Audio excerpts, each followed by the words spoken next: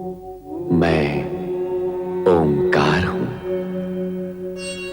अंतरिक्ष में व्याप्त दिव्य तरंगों की भांति सर्वथा निर्विकार हूं।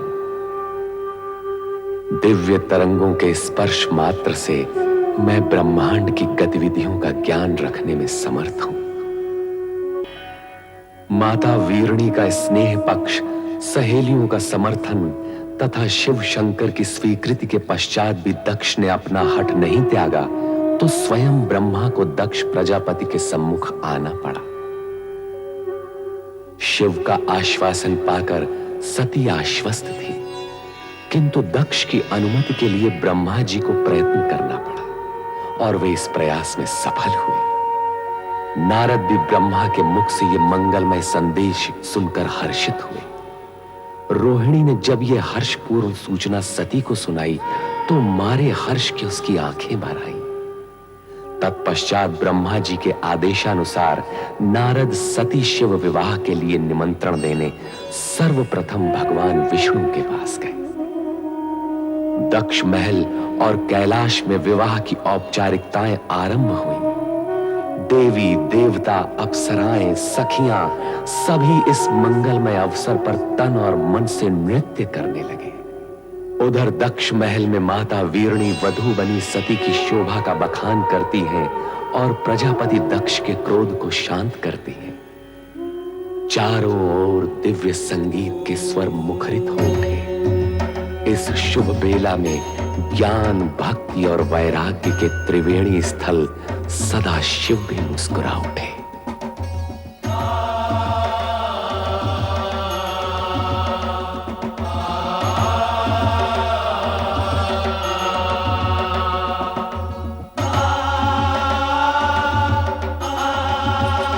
नारायण नारायण। हे त्रिपुरारी, वर वेश में तो आप इतने मोहक लग रहे हैं कि भ्राता दक्ष की अन्य कन्याओं को देवी सती के भाग्य से ईर्ष्या होने लगेगी। दक्ष प्रजापति के भ्राता होने के नाते आपको उनके अन्य कन्याओं की चिंता भी अधिक रहती है। नारायण नारायण। वो क्या है प्रभु, मैं और परमपिता ब्रह्मा वर और वधू दोनों ही पक्षों से संबंधित हैं। इसीलिए एक पांव यहां और एक पांव वहां। श्रीहरि, यदि कुपित न हो तो एक प्रश्न पूछूं? नारद, भक्तों से कुपित होने का तात्पर्य यह है हमसे हमारे भक्त वत्सल संबोधन का छिन जाना। कहो, क्या कहना चाहते हो? प्रभु, आज महेश्वर भी अपना योगी रूप त्याग कर सांसारिक बनने की दिशा में उन्मुख हैं। श्री हरि, आपको सांसारिक रूप में देखने के लिए देवी महालक्ष्मी को और कितनी प्रतीक्षा करनी होगी? नारद, हर घटना का पता हमसे अधिक ब्रह्मा जी को रहता है। आप इन्हीं से पूछिए। अवश्य प्रभु, अवश्य। परमपिता ब्रह्मा, कृपया ये बताएं, निकट भविष्य में किसका विवाह होगा? कौन वर होगा, कौन वधू? पुत्र नारद, जो हो रहा है उसे देखो और आनंदित रहो।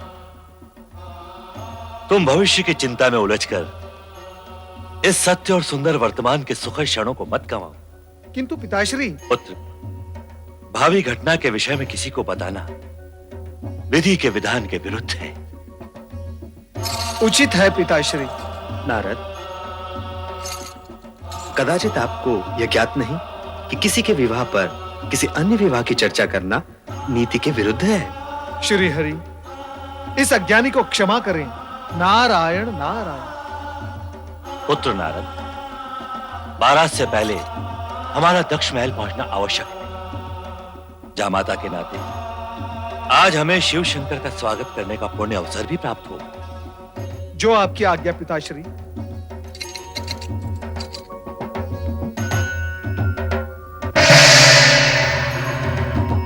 प्रभु, शुभ घड़ी बीती जा रही है, आइए प्रस्थान करें।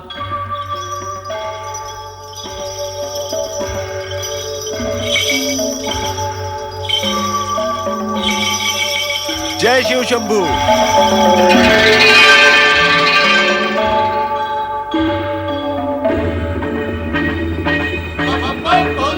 हर हर महादेव, हर हर महादेव।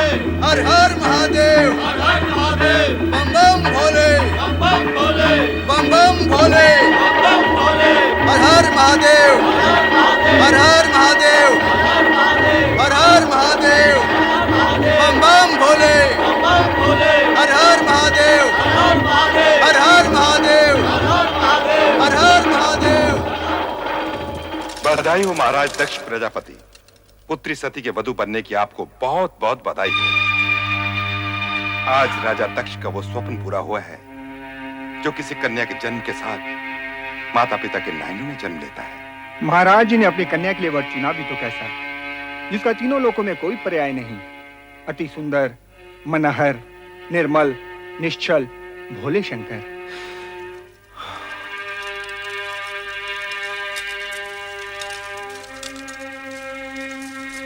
सती के पति के रूप में उन्हें पाकर आपका जीवन यथार्थ में पावन हो गया राजन।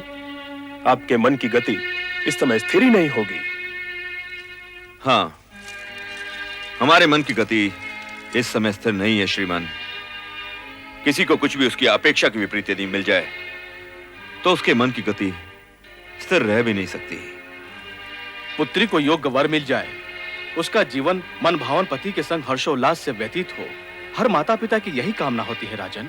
नारायण नारायण। प्रणाम पिताश्री। कल्याण हो। प्रणाम भ्राता दक्ष। प्रणाम। नारद जी, हम तो समझे थे कि आप वर की ओर से विवाह में सम्मिलित होंगे। नारायण नारायण। भ्राता दक्ष, मैं पिता की आज्ञाकारी संतान हूँ। जब पिताश्री शिवजी के साथी होने के नाते वर यात्रा की निकासी में गए तो मैं इनके पीछे पीछे चला गया, और अब आपके पिताश्री होने के नाते बारात के स्वागत हेतु जब यहाँ पधारे तो मैं इनके साथ यहाँ चला आया। परंतु जिस समय बारात यहाँ होगी उस समय किस ओर रहोगे नारद जी? नारायण नारायण। पिताश्री पिताश्री, बारात आ गई है। पधारिए पधारिए भ्राताश्री, पधारिए।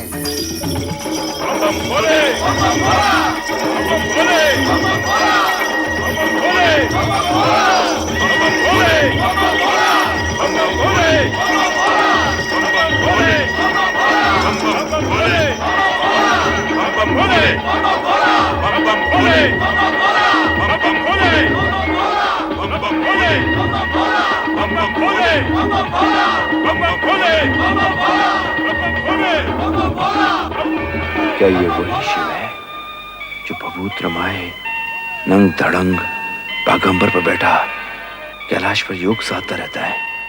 अरे तो किसी राजकुमार जैसा प्रतीत हो रहा है। ये सब कैसे हो गया? औगड़ शिव और राजकुमार।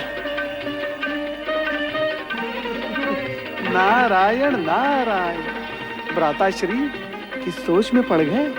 अभी तो आपने प्रभु का वो रूप देखा ही नहीं जिसके दर्शन पाकर आप धन्य हो जाओगे। नारायण नारायण।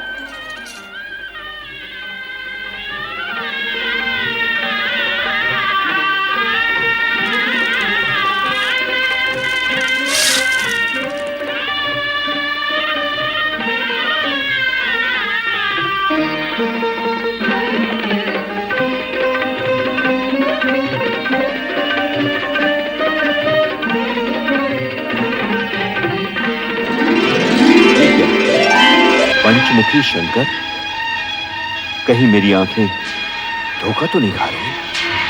मैं स्वप्न तो नहीं देख रहा? नहीं। भ्राता दक्ष, आपका मुख श्वेत कणों से भर उठा है। आप भयभीत से लग रहे हैं। नारद, अति सुंदर है? आप कुछ कहना चाहते हैं? वो नारायण नारायण।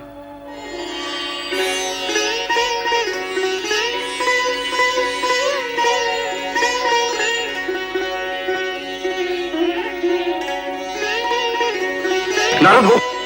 नारायण नारायण। शिव लीला के चमत्कारों से भयभीत होने की कोई आवश्यकता नहीं भ्राता दक्ष। आपके जमाता शिव ही नहीं, सत्य और सुंदर भी है, और इसी सगुण रूप में वो दर्शन देते रहेंगे।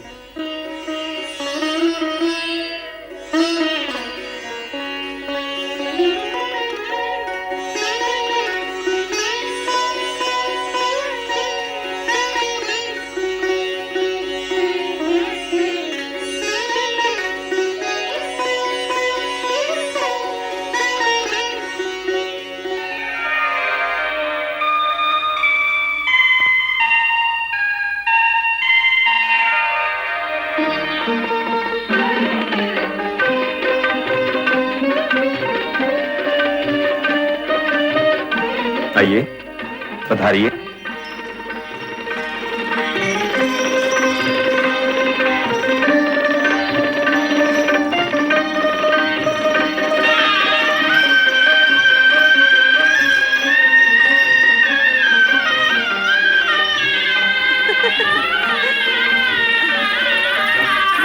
सती सती सती बारात आ गई है। बारात आ गई है। मैं अभी अभी शिव शंकर भोलेनाथ को वर के रूप में देखकर आ रही हूँ। सती, तू जब शिव शंकर का बखान करती थी तो हमें विश्वास ही नहीं होता था, परंतु आज देखा तो लगा तू कितनी सौभाग्यशालिनी है। अच्छा, पर ये तो बता, वर राजा हैं कैसे? उनके रूप स्वरूप का वर्णन शब्दों में करना अत्यंत कठिन है, पर जो देखा सो ये कि जिन्होंने हमारी भुवन मोहिनी सती का चित चुराया है वो कर्पूर गौरवर्णीय हैं। ऐसे विशाल सरस नेत्रों वाले हैं कि जिसमें संसार भर का प्रेम और करुणा निहित है। उनकी मंद मंद स्मित पल्लवित पुष्पों के समान सुवासित है और उनका संपूर्ण अस्तित्व हमारी प्रिय सती का वरण करने को आतुर है।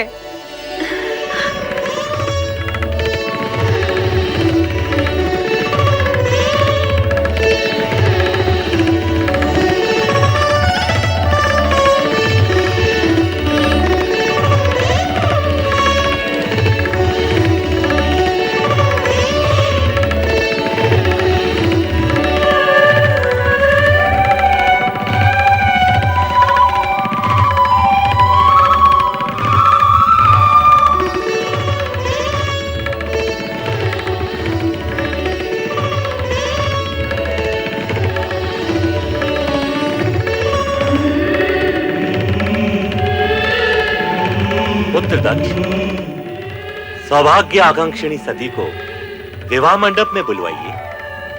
जो आज्ञा पिताश्री। महारानी,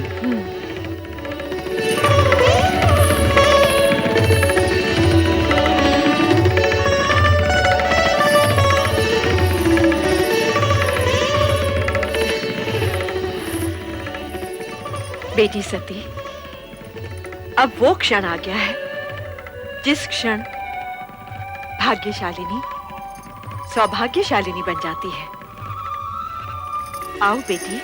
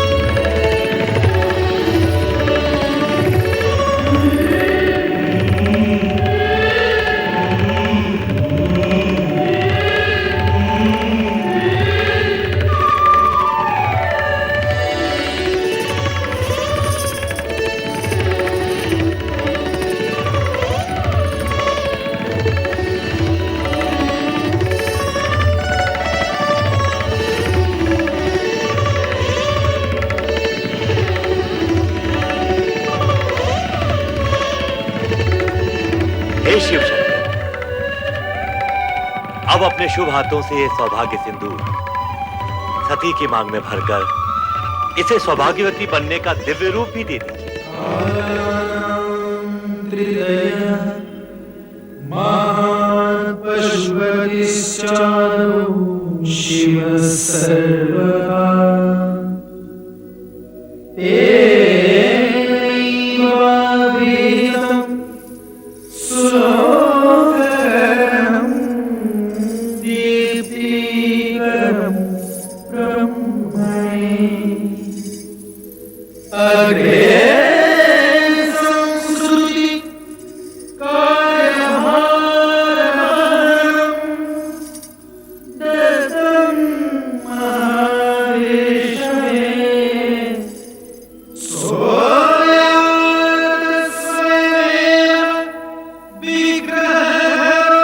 आज से आप और मेरी पौत्री सती पति पत्नी हुए।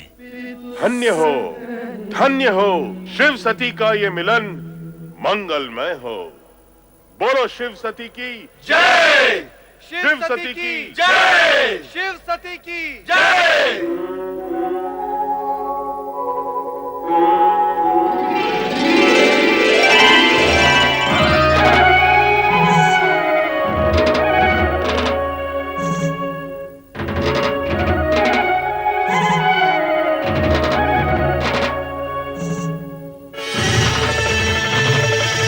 श्रीहरि, श्रीहरि, यूं टकटकी बांधे क्या देख रहे हो प्रभु?